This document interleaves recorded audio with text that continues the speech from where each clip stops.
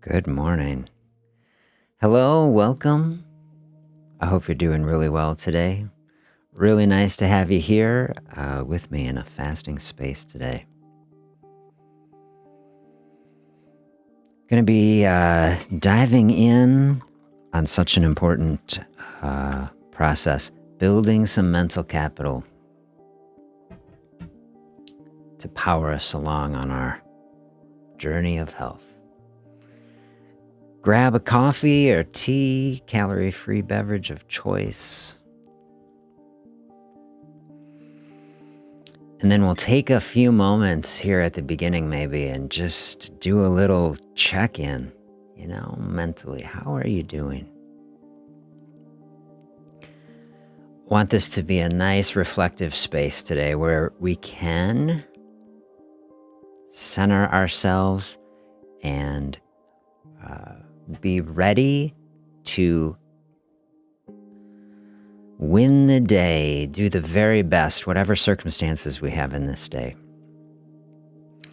We want to be able to approach them thoughtfully, gracefully, effectively. Do the very best job we can. Doesn't mean we're going to be perfect. Doesn't mean there won't be curveballs and everything that comes our way. But we do the best that we can with what we have in the time that we have. And this time that we have right now, October 21st, I was counting it up, 72 days left in the year. I was saying, well, was it 71 or 72? 2 New Years, but within 2025, 72 days, including today, each day is a step that we can be moving toward better health, toward the vision of who we want to be on January 1st, which hopefully is somebody who's looking back and said, hey, I had a great holiday, and I've been on a health journey throughout this fall. I have been dialing in on good decision making. And what I mean is good decision making is like true to yourself, right? You have an idea, you have a vision of health within you, something that you want, that you can strive after. And you say, you know what? I'm living in alignment with that. Every day I'm doing my best to align with it and move toward it. Always having grace with ourselves while we're doing that. It takes mental work more than anything to do that. It takes physical work to lose weight, right? We've been saying the body is physical. Extra energy in the body, that's a physical substance. It's fuel to power the body in any way that it needs it. Through an exercise process, I'm a big exerciser, encourage everybody to be exercising. Extra energy there to power the body to move through space. Especially a food-free space, body especially is saving energy for when we run out of food, we run into a difficult stretch in our life where it's like, whoa, we are in a tough season or a tough situation. Body has a lot of energy reserves. In our society, we say we're like overloaded with energy. Fasting an opportunity, very thoughtful space, very gentle space. That's how I want everybody to approach it. You can approach fasting from a very aggressive, very intense sort of space. That's the type of space that runs the risk of burning mental capital. That's what we want to build. That's why I always want to tell people, hey, use a fasting process to take the pressure off the whole situation. Tell me if you agree with your experience. Someone trying to lose weight There's like pressure from a lot of ways, a lot of pressure that we put on ourselves, right? We're often the most harsh on ourselves, right? Think about how you would treat a friend. A friend is trying to go on a health process, which is difficult. It involves making changes. Of course, you treat that person kindly, compassionately, thoughtfully. Give them encouragement. I want to give you encouragement today. You're coming in here on a Simple Fasting channel. You're moving toward health. You're thinking about a really deep experience, right? Fasting is getting to the core, both physically in the body of our metabolism, core emotionally of how we are finding peace and contentment in the world. Okay, so you're doing a great job, I say, if you're moving toward that in a thoughtful space. Build some mental capital. A great way to do that, just a little practice that anybody can do at the start of the day, which I thought we would do here, is to just take a couple minutes and have a little personal reflection on gratitude.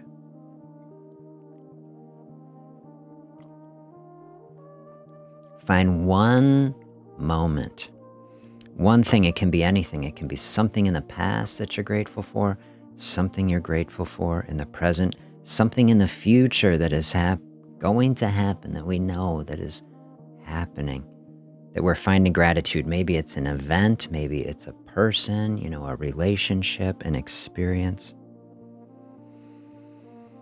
What's bubbling up in the mind as we're talking about that gratitude, right? A couple different ways to think about building mental capital. You can think about it like a bucket, like we do this with our kids a lot, it's like, are we filling up the bucket or are we drawing down the bucket, emotionally, mentally? Focusing on gratitude, a great way to fill the bucket, right? A great way to keep our attitude thoughtful, positive, moving forward.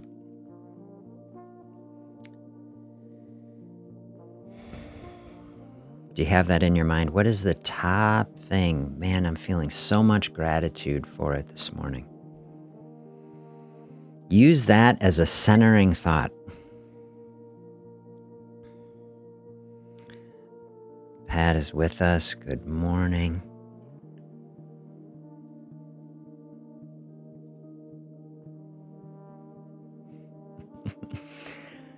Find that gratitude space. Maybe you can do it with your eyes open. Maybe you do it with your eyes closed for a minute.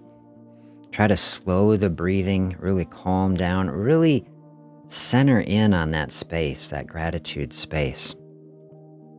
Whether it's a person, whether it's an event, whether it's an accomplishment.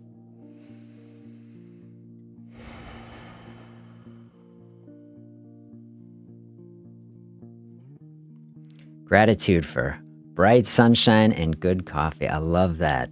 So good. Maybe you've got a big stressful day. Maybe you got a lot coming up, right? Just to find a few moments of gratitude in the beginning of it. Center yourself in that space so that we can navigate through it, however that looks like. Build that mental capital in the morning. We're going to dive in today, more thinking from this book that I'm going to step through. We talked through it yesterday, the beginnings of it, to try to really get into our decision making as we're moving toward health. It's difficult to change. If we want something to be different, we have to change. Wouldn't it be great if we say, okay, things can be different without having to change. Make it easier. But we have to change something. If we want different results, we have to change something. If we're not on the right path, we have to make a little course correction. And, yesterday I thought, starting out this book, I'm doing it in real time. So I'm trying to just read it as I'm going along. If I was thinking, leading these sessions, I was like, well, I could read the whole book and then go back, but then it would be, I think, harder to kind of work through the thought process. So we kind of do it in real time. And I thought it was just really interesting thinking about these two different ways that the author's describing that we think. This really fast thinking that is not necessarily rational. It's just intuitive and it's instant. And that's how we get on autopilot. And then we've got the system two. What we really think of is how we think most of the time. Rational decision maker, assessing options, choosing the best choice. So I already found that helpful to just kind of think about something you can reflect on as you're going through the day, okay? Like, is that something that I really chose or did it just kind of happen, you know? And then if you're seeing like, oh, there's a lot of this thinking, I'm just kind of flowing into these things. We learned from that yesterday, okay, a big part of our ability is use that system two thought, come in and program these automatic responses. That's how we really work on thoughtfully changing our experience. And today, we're going to read some of what he was saying, that he doesn't use the word mental capital, but that's how I think of it. That the reason we're in this situation, we have these two kind of ways of thinking. You can kind of think it like we have a cognitive bank account that is like, if we think about capital, like accumulated savings, right? It's money that's there to invest in something, right? A capital. So if we have mental capital, you can think of like our cognitive or emotional bank account. Like in a day, we got a certain amount of energy in that system two thinking, the really rational, dedicated, thoughtful system. A certain amount that we can dial in on in a day. And just like with our finances, right? We want to be careful and thoughtful. We don't want to be freewheeling or we're just throwing money at people. Like, no. We want to be thoughtful with it. Use it in an effective and responsible way. Do we think about that with how we are using our mental capital? Our thoughts, are we using our limited mental energy on things that really move the needle, or are we just throwing the thoughts around? You know, that's something to think about in this modern world. You know, very easy to just throw the thoughts around when you can just be so distracted by many things. One of the passages I'll read here, they're just talking about anxiety, how we're filling up all of our mental processes with pointless, anxious thoughts. It's like, whoa. We want to dial that way back. Preserve the mental capital. Use it in the most thoughtful ways. Pat says, moving forward, I refuse to white-knuckle this lifestyle change. I've had to find the positive and find the things I really enjoy in the new lifestyle. Yeah, that's exactly the way you want to move through it. I totally agree. Don't force it. That's what I tell people. Don't force it. Be open to it, but don't force it. And I always tell people, you can imagine, like walking along the riverbank. I love that analogy. Like there's a health path, right? But what if that path, what if you have to ford a stream, right? What if it's like water's flowing through there? You don't have to dive in right away. You don't have to force it. You can walk along the river for a while. That's kind of building mental capital too, is just like taking the pressure off.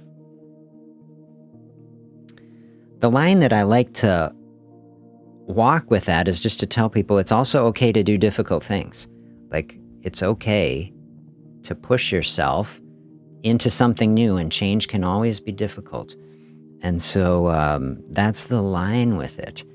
But going to a mental space like that, working through something difficult, the mindset is like, it should feel like a challenge, like growth and an opportunity. It shouldn't feel like white knuckling and like just barely hanging on, and like, you can kind of feel like what we want.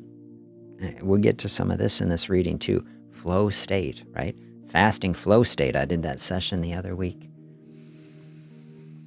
We're getting into a health space where we're using that system two thinking, reprogramming the autopilot, getting into a space where we can flow through a process without struggling or fighting with it, and where we're using that to actually get through the day in a better way. That's the way you kind of build that, into a lifestyle. We want it fading into the background where it's not like every moment we're having to like dial in on the willpower to get us through the whole time. The willpower, that's like in this thinking, is like that system 2, and it's very hard to run system 2 all the time. That's kind of the point. A lot of the time, we flow through whatever our default is on system 1, because then we got a limited mental capital to deal with. We want to use it most judiciously. So let's do a little more thinking today. Take another step today on increasing our understanding of our decision making, so that we can make the best decisions that are in the most alignment with what we are trying to do. This initial thought, I thought I would just paraphrase, which is the author is reflecting how, in a certain way, you go out and take a gentle walk, like a very, very good space to think in, right? So to a little degree, you say, well, I can do 2 things at once. I can walk and I can do some thinking. But he says system 2 has this natural speed, right? It's kind of always going, it's monitoring things, and it doesn't really take much work if it's running in the background. It's just kind of floating along, like you're taking a gentle walk, and you can still be doing, some thinking. But then he says, you start dialing that up, right? What if we start going from a walk to like a fast walk? Your ability to do really, intense thinking is going to diminish, right? And as you exercise more intensely, an extremely healthy thing to do, but you're not going to be like, writing detailed instructions.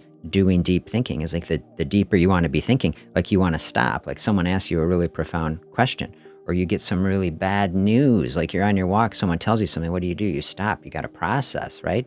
And in the most extreme point, he's saying, man, if I have, someone called him on the phone, he's like, what do we do about this situation? Okay, not only are you going to stop, you're going to sit down too, right? The most intense mental effort, it's like, okay, we're not even going to run in the balance centers. Like we got to sit down, right? You think about that with like, you get some terrible news, doctor going to tell you, hey, let's just have a seat here. Let's because we got to process, right? It's just showing between the physical and the emotional, there's a limited pool of cognitive, of mental capital to deal with, both at any moment in time and then throughout the day. So he's just kind of using that observation, about how we physically go through a physical space from sitting, standing, walking, running, and it's showing, it's drawing on a limited amount of effort.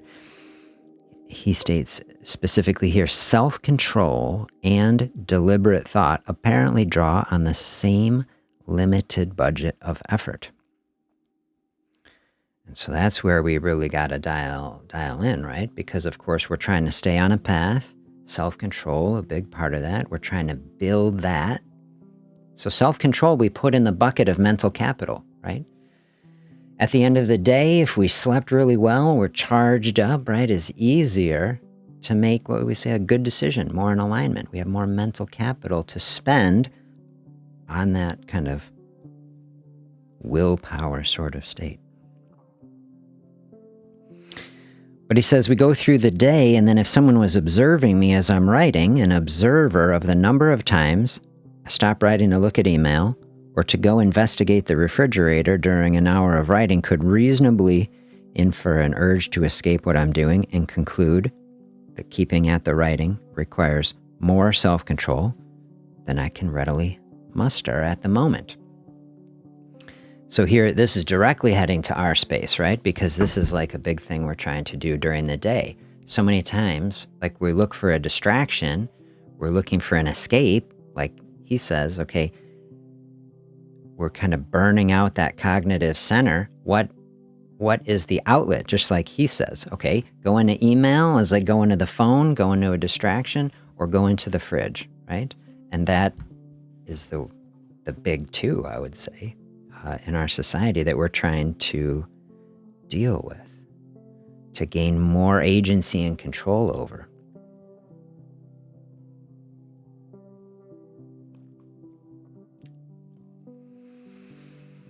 Fortunately, cognitive work like this, not always so difficult.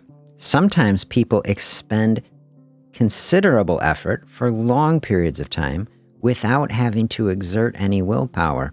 That's the flow state. I love that he's going here because this is what I really want. This is the most important thing to me, I think.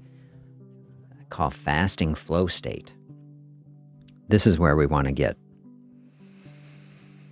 And I'm going to be doing a lot of thinking about it as we get through here. Have you experienced it ever? Have you gotten to that place where you had a day where it wasn't a struggle? Maybe you haven't had it, but like you're trying to open up some sort of space, even just a couple hours, or even a couple hours within it where you've experienced it. Hey, like the time just passed. I wasn't struggling. It was fine. And then maybe we got to a more difficult point. But this is like in the big picture of everything we're trying to do, on the whole channel, right, is find this type of space. Flowing through a health process without struggling. People who experience a flow state describe it as a state of effortless concentration so deep that they lose their sense of time, themselves, and their problems. They describe joy. The researchers describe it, says it's an optimal experience. People say this was an optimal experience. This is what I want for people. I want optimal experience, right? Optimal health experience. Looks like moving through a space, making decisions that are in alignment with our purpose and our direction without struggling. And a lot of this flow, as I'm seeing it here now, that's like, it's a lot, I think, of this state one, but maybe to get to that, you've got to be thoughtful. Maybe it's both together, working together. In a state of flow, maintaining focused attention on absorbing activities requires no exertion of self-control, thereby freeing resources to be directed to the task at hand. Yeah, we got things we're going about in our day, right? And the ideal mental state is both a physical state, mental state.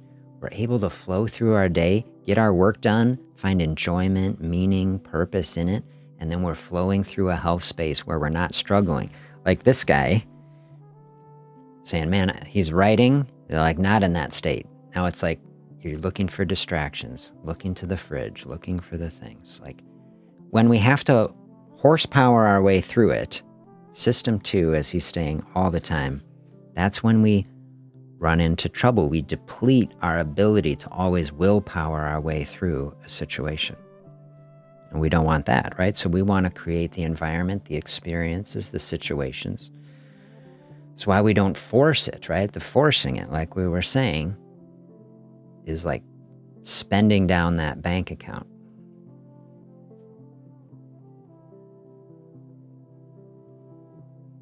Here they talk about some research studies that have studied this. Several studies shown that people who are simultaneously challenged by demanding cognitive tasks and by a temptation of food more likely to yield to the temptation. They give people this math problem where they have to remember a whole string of digits. They say it's like the top priority. You can't forget all these numbers. And then while the people are doing this, demanding mental task, they're saying, oh, and now you can have a snack. And they put like a super nice chocolate cake in front of them, and then like a very healthy fruit salad. And then they randomize some people to like simple numbers versus complex numbers. The harder the task is, the more the people pick the cake. It's very interesting.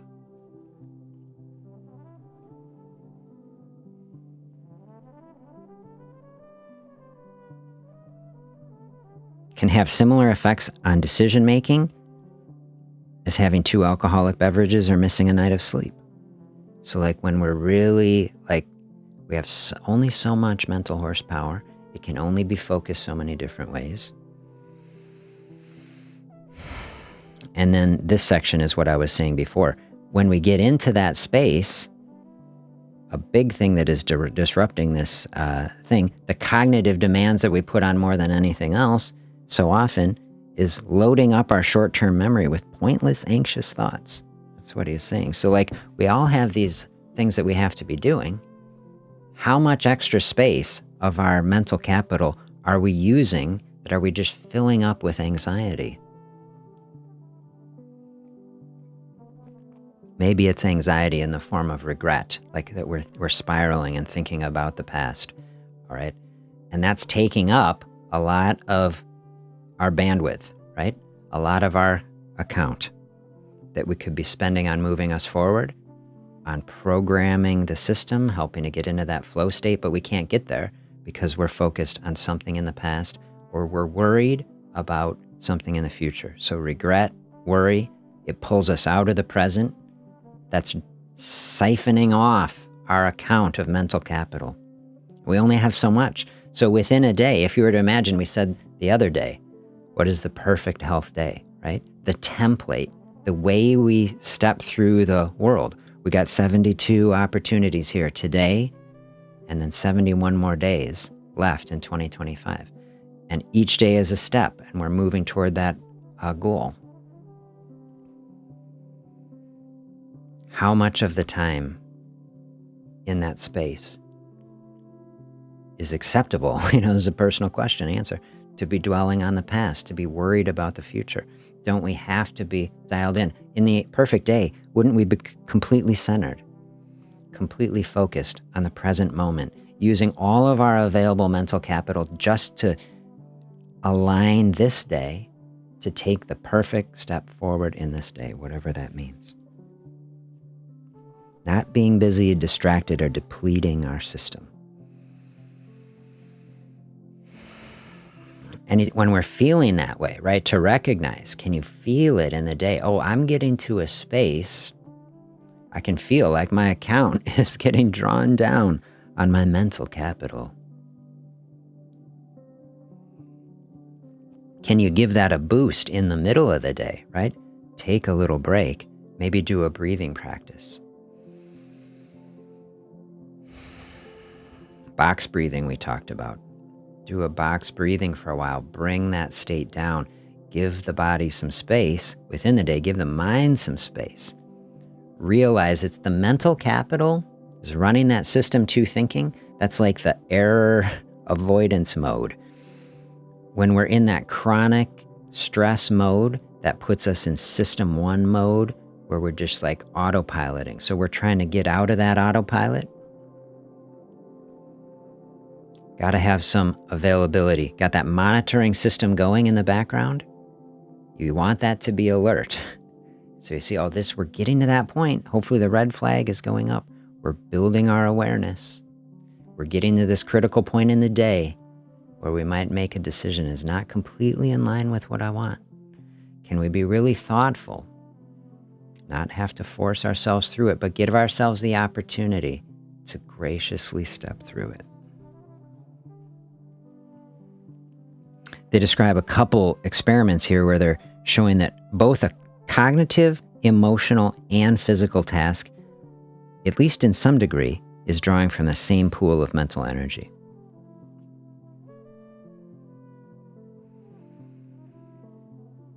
This experiment, they're describing an effort of will is tiring, right? So they put people in these experiments where they have to exert some sort of self-control, like sit there staring at a cake without eating it. And then they come back. That process they call an ego depletion. People who are sitting there having to willpower their way through a space later perform more poorly on other tests, like cognitive tests or physical tests. And we kind of feel that, right? If you've had a really draining day, an emotionally draining day, it's harder to do other things. We kind of get that. In another experiment, people are first depleted by a task where they're eating virtuous foods like radishes and celeries, well, yeah, having to avoid eating the cake. Later, these people will give up earlier than normal when faced with a difficult cognitive task. So we've got this limited budget, right? At least in this state where we're not in the flow state. Maybe the flow state is the unlimited budget. That's like the very ideal state. And of course, we all try to get there, but how often does it happen? And then when we aren't able to get there, right, because we're all distracted, we're all dealing with so much, preserving this mental capital, building it as much as we can through every good thing. Eating the healthiest foods helps. Getting good sleep, I know that's a struggle for so many. And getting good exercise, taking care of the body, opening up the fasting space itself can be helpful. And then every other good practice, meditation, ultra helpful, breathing, all these things, journaling about it.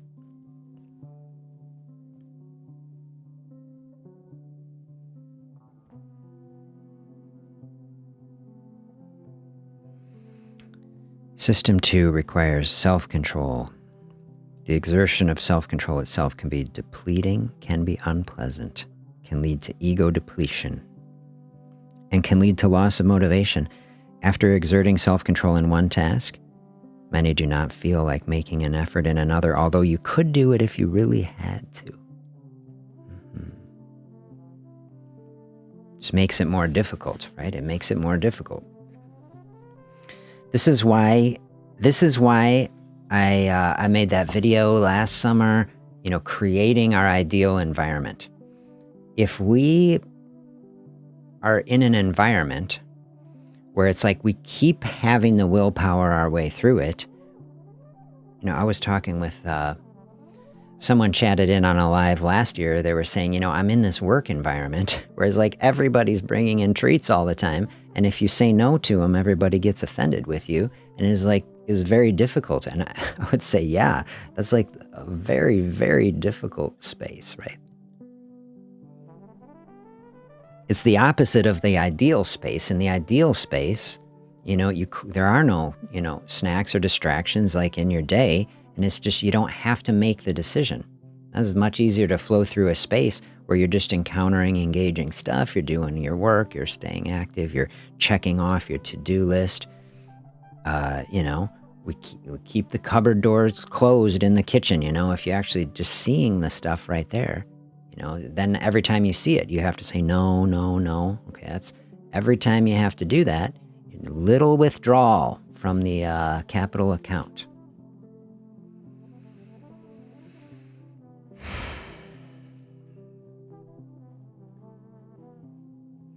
Here's an exercise they go through in the book. Now, I didn't take a picture of it like I did yesterday. Let's see if I can just type it in on the chat and throw it up here for you. Let's see. All right, so he says, go through this exercise to think about our decision-making a little bit.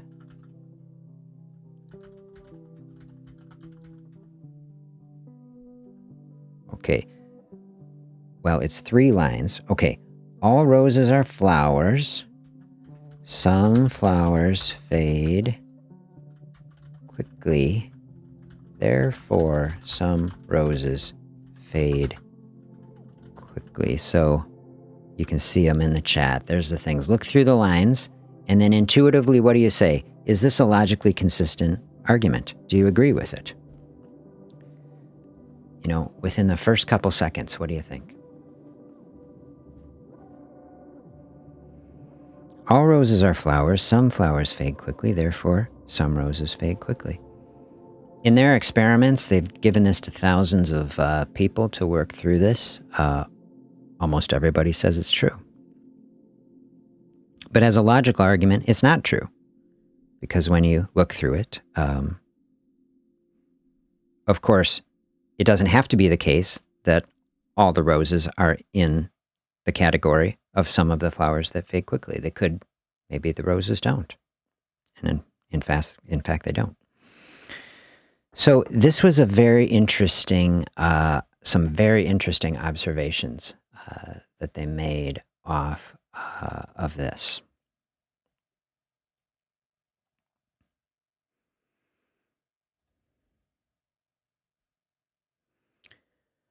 You know, the intuitive thing, that's what I went through. I went through it. I say intuitively, I was like, oh, yeah, that makes sense. Like the intuitive response, right, is to just jump right to it and say, yes, it's true. And that's what I thought. But then when you have the time, see, this is what it shows you. This is what it showed me. Okay, when you're given the instruction, you know, don't think it through. Just go with the intuitive response. Okay, it shows the intuitive response is like, oh, that makes sense, right? And you just would say it's true. And then when you stop to think about it, so you got to bring in the other system, be like, is there more to it? Like, oh, it's more complicated. Then when someone shows you, like, oh, like, you know, you can work your way through it. Say it's possible that there's no roses among the flowers that fade quickly. And then you say, oh, that's true. Okay. So listen to what they get out of this, because thousands of people do this exact same thing. It's just showing how the mind works. And of course, here's like a little logical puzzle, but we encounter this type of thing in our life all the time, where we will jump to conclusions, right? Without really thinking it through. Overriding our instinct here requires hard work. The instant idea that it's true, because it sounds true, makes it difficult to check the logic. Most people do not take the time to think through it. I mean, this is in our life, we don't take time. I'm specifically telling you, when you're told don't take time, then you don't take time. This experiment has significant implications for reasoning in everyday life. It suggests that when people believe a conclusion is true, they are very likely to believe arguments that appear to support it, even when those arguments are unsound. If system one is involved, the conclusion comes first, and then the arguments follow. Isn't that fascinating? System one, that's also the fight or flight mode, right? In a stressful situation, we go system one, right? It's like we bypass, our rational thinking. We start acting on instinct. This is how we kind of merge in with that, talk I did on the chronic inflammation and the chronic stress, right? That when we're in that chronic sympathetic activation, right, we're bypassing so much of this thinking. And then I just think this is so fascinating. Conclusion comes first, and then we build all the arguments to support what we already think. I think this is another reason why it is so difficult to change something, right? To change our behavior, to change how we think, to change what we do. Because like our autopilot, you can see it with this, right? We get an intuition, like we know what we're supposed to do. And so many of our thoughts and beliefs come out of that sort of space, but they're just ideas and concepts that are served up by this system that we can actually choose and change. But usually we just accept them because we feel a certain way. We say, oh, that's me. That's who I am. That's what I believe, right? But they're ideas, right, that are being served up by this instantaneous sort of system that is acting, in the way it does, and then we have to be very thoughtful. Like, it's not necessarily, me so much as like this emotional system that's operating. Can you identify times in your life where you do that? You have something that you believe is true, and then you just fill in the supporting things, like to justify it. Very common. But not helpful. Common, but not helpful. And if you can identify thinking like that in your life, this is like a super way to overcome obstacles, right? To start separating out these ideas that are coming to us from like who we actually are. It's like because we often think like, oh, I need to listen to my body. I need to listen to like, say, myself. And we even say that, being true to ourself, but we can start to see, okay, part of ourself, this instantaneous system, can make systematic, intuitive errors. And if we're being very thoughtful, we can kind of see, oh, here is a point where I'm not, it's like an error in thinking. We're judging too quickly. This instant system is pushing us to make decisions that really aren't supporting our long-term process. And that's where we can dial in with our limited, capital and work to change that. So I hope that experiment, kind of helps you dial in on that sort of space.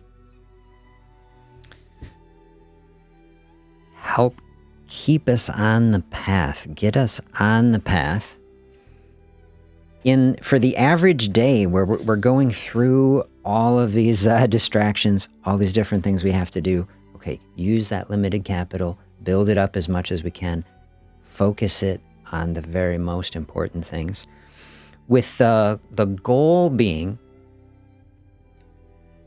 ultimately, we remove enough distractions, we get ourselves dialed in enough in the present moment, out of the future and the past, that we can just flow, that our days are just flow, no struggle. And then we're just like the sailboat, right? Sailboat's kind of like flowing with the breeze, right? The breeze is carrying it along. And that is where we want to be going.